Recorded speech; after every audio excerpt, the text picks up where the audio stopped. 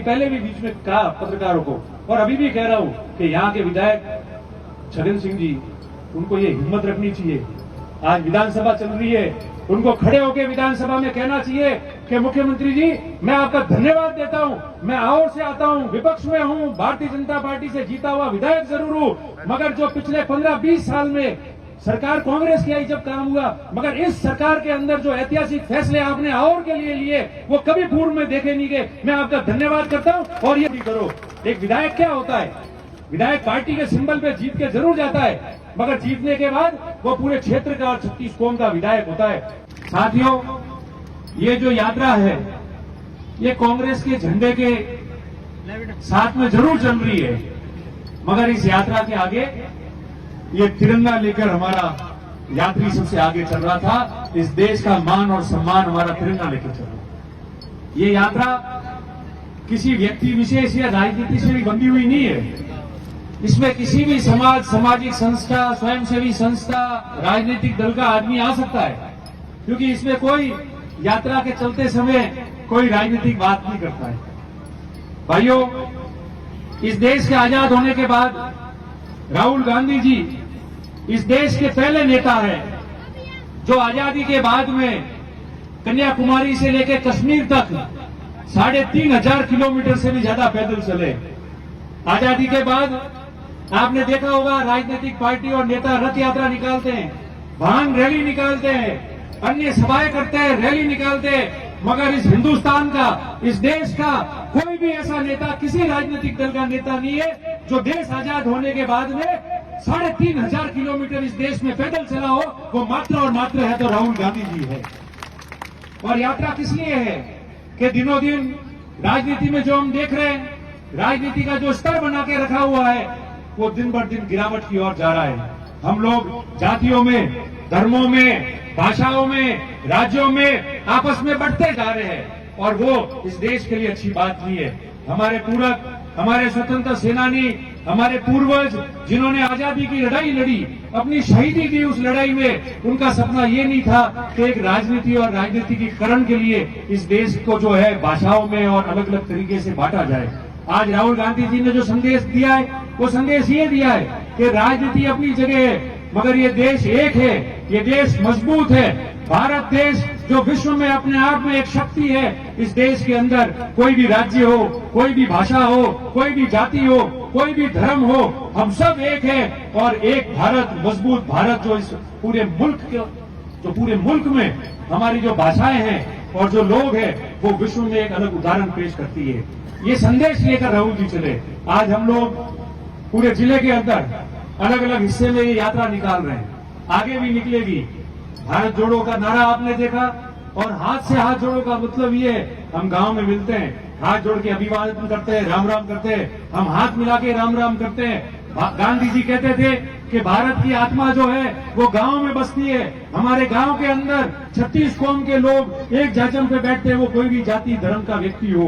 और यही हमारे लोकतंत्र की और हमारे सामाजिक ढांचे की जो खूबसूरती है, उस खूबसूरती को कायम रखने के लिए, मजबूत रखने के लिए भारत जोड़ो और हाथ से हाथ जोड़ो यात्रा निकली है।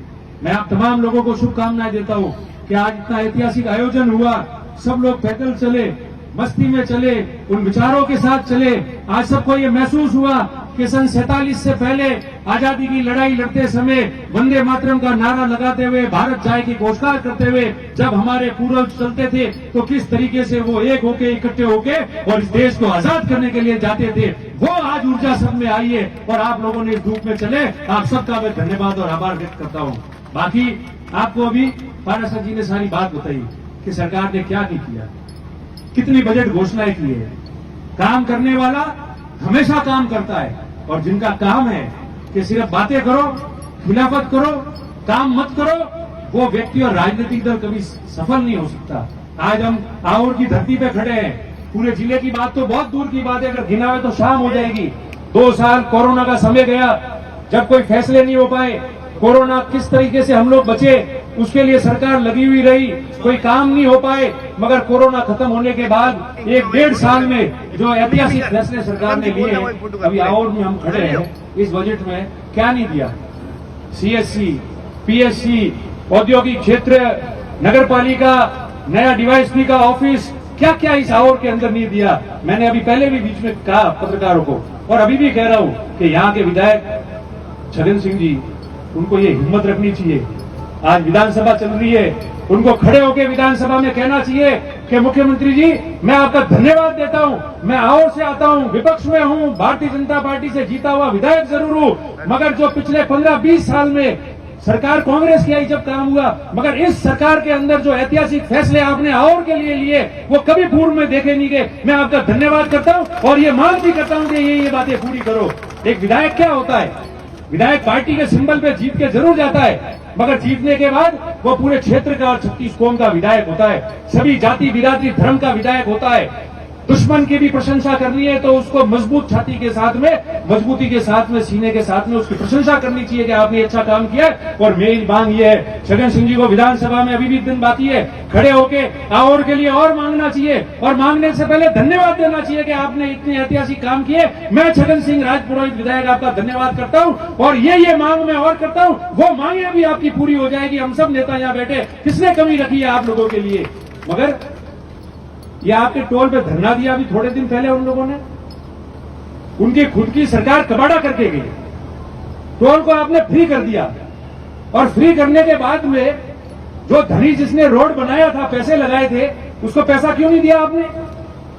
अगर उसको पैसा दे दिया होता और टोल फ्री कर दिया आपने तो मरम्मत भी हो जाती, सड़कें खराब नहीं होती। 2016 और 17 के अंदर बरसात आई, रोडें पूरे जिले की खराब हो गई, इन लोगों ने कारी तक नहीं लगाई।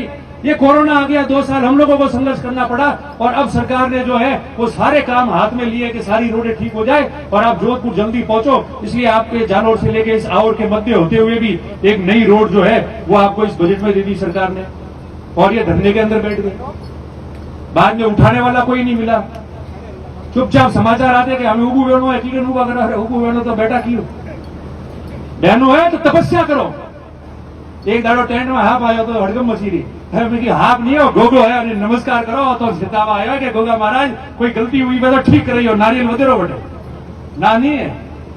पर मैं आपको कहता हूं, विधायक की जवाबदारी होती है, जवाबदारी से काम करना चाहिए और अगर क्षेत्र का विकास करना है तो उन सरकार किसी की भी हो उसके साथ में आपको कदम मिला के चलना पड़ेगा, तब जाके क्षेत्र का स्वयं विकास होता है। और हम आपको वादा करके जाते हैं, आपके यहाँ काम में कोई कमी नहीं रही है। ये झूठे लोग हैं, इनको झूठ बोलने दो, इनको कुछ नहीं पड़ी है। ये इनकी गणित जो है ये आपस में इनके प्रतिस्पर्धा में बैठ जाते हैं। अगर पता चलेगा कि कल शंकर सिंह जी पहले धरने बैठ जाएंगे तो वो विचार किए बगैर छगन सिंह जी उलटन बैठे जाए तंबू को, ये इसी में रहे। इनको काम नहीं करना है, काम किया होता तो पहले इतिहास बनाते कि हमने ये काम किया है, काम आज हुए। इसलिए मैं आपको विश्वास दिला के चाहता हूं कि सब काम जो है वो समय पे शुरू होंगे। जो बजट घोषणाएं हुई है अभी से सरकार ने सारे प्रस्ताव मांग लिए, अभी तो बजट सेशन चल रहा है मगर प्रस्ताव शुरू हो गए कि जल्दी से जल्दी भेजो ताकि जल्दी उसकी सेंक्शन होकर टेंडर लगे और काम शुरू हो जाए। इसलिए मैं मुख्यमंत्री जी को धन्यवाद देता हूं कि बजट चालू है, मगर पृथ्वी पर ऐसा हुआ, इतिहास हुआ पहली बार कि बजट चल रहा है और आपके फटाफट जो है वो प्रस्ताव जो है वो मांग लिए गए कि काम कोई भी रुकना नहीं चाहिए, काम जल्दी पूरा होना चाहिए। इन्हीं शब्दों के साथ मैं पुनः आप सबको इस रैली को ऐतिहासिक बनाने के लिए आपका बहुत बहुत आभार व्यक्त करता हूं। धन्यवाद।